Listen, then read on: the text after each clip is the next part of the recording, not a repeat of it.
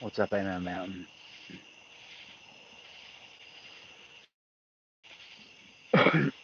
I know this is an unannounced, random video, but hopefully you'll see this and take a second to contribute your own thoughts to this important conversation.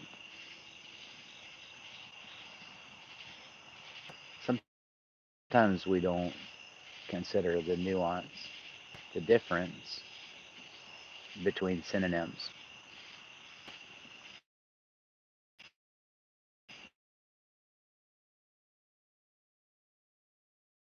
Simple. You're in isolation, but they're not the same thing.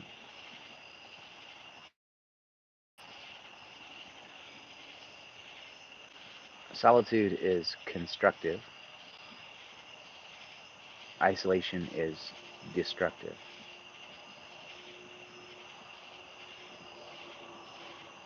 You are built, if you are human,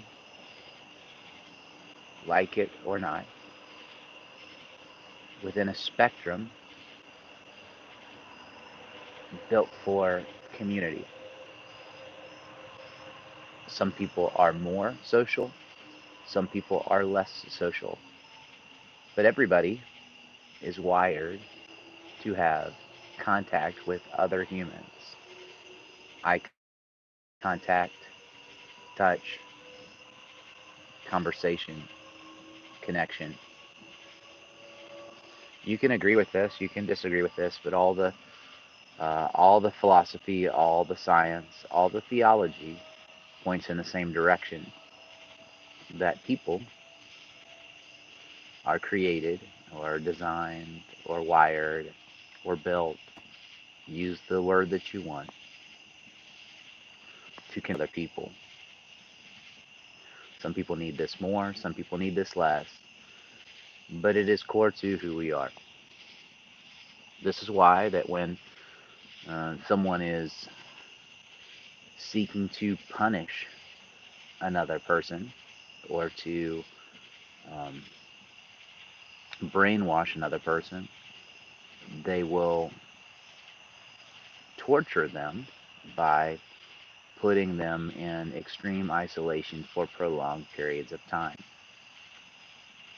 This is why in orphanages in Eastern Europe, when they did not understand the science and tried to give babies all of the physical requirements without human contact, they had an incredibly high mortality rate.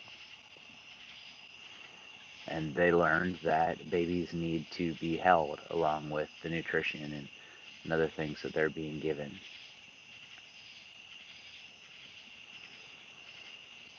There's a difference between solitude and isolation, and it's this.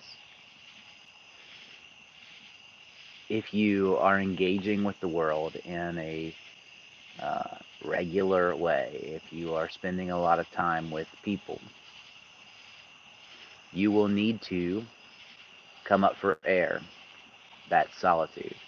You will need to get away, to break your focus, and to allow your mind to process the amount of engagement and exposure that you've been a part of. That solitude. It is incredibly valuable to take time away, to allow your mind to calibrate, um, to refuse all of the inputs that are available to you for a period of time so that you can refresh and re engage with clarity and purpose. Solitude is incredibly utilitarian, incredibly useful. I'm a Christian. Jesus embraced the pattern and the practice of solitude. He got away from his disciples, especially at crucial moments, and he centered himself in prayer. He talked to God. He spent time not purely alone, but he spent time away from all other people that he could be in physical presence with. Never disconnected from the divine, but taking a moment to be separate from everything else. This is recalibrating, incredibly useful. This is solitude, incredibly constructive. Isolation, on the other hand, not only allows you to be alone with your thoughts, but it does not give you a central focus for your thoughts. It uh, allows you to wander into destructive thought patterns. It's not connected to truth. It is untethered. There is no anchor for the soul. There is no, you are just, uh, you are more moved by your fears, your insecurities, your worries. Isolation uh, is disconnecting from the pack in a way that will make you subject to exposure, make you susceptible to danger. It is not useful. Isolation is a destructive pattern. You pull away from your community, and you um, and that there's a difference. Again, go back and listen to the beginning of the video, and you'll hear the difference between something that's useful for a period of time, that is helpful for your contribution, for your reconnection to your community, for you to re-engage with greater purpose and greater effectiveness. That solitude. Isolation is something that can trap you. It's a cul-de-sac. You can get stuck in it. It can be a destructive pattern, and you can find yourself very quickly doing it more and more. And when you do it more and more, you find yourself engaging less and becoming less productive.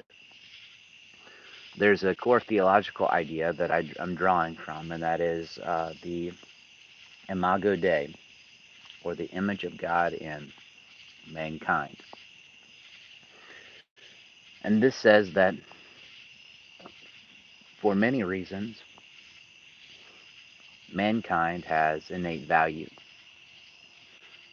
One primary reason is that man, in a way other than all the rest of the world, and I mean men and women, are a unique representation of the divine. There are a number of ways that this is true. Core to them all is the idea that the the God that the Bible presents is a God who is love, and that is to say that He is a God who exists perfectly in relationship. He has always been in relationship and will always be in relationship. Before there were any others, God was love. God was in relationship. This is why the Christian idea of God is a trinity: Father, Son, Spirit. Perfectly relating within Himself as community. The Son relating to the Father relating to the Son, the Father and Son relating to the Spirit. These three in one. One God, three persons. I don't pretend to understand it. I'm just communicating what the Bible teaches over and over again. This is called the Godhead in the Bible. And so God exists in community. And one of the reflections of God in the world, the Imago Dei, is that carriers, humans, these carriers of His image, are made to function as they function. Me, you, and I, men and women, are made to function in love, in relationship, in community, in relationship. And we do this, we find ourselves healthier, We find ourselves more productive. We find ourselves more satisfied and more fulfilled because we are connecting to our purpose. When we retreat from this, we find ourselves dispassionate. We find ourselves static, and we find ourselves feeling less integrated, less connected than we ought. And so, I encourage myself, embrace solitude, but reject isolation. I think you'll find this a helpful and healthy thought process to think about in your own life when you're taking time alone. Is it intentional? Is it constructive? Is it for a purpose? Is it useful? Is it solitude? Rebuilding you, replenishing you, refreshing you? Or is it isolation? You're hiding from something. You're disconnected. You don't want to deal with something. Uh, you're not really uh, becoming refreshed or healthy. It's useful for us to be honest with ourselves as we consider these things. Again, I encourage you to embrace solitude and deny isolation. Be well.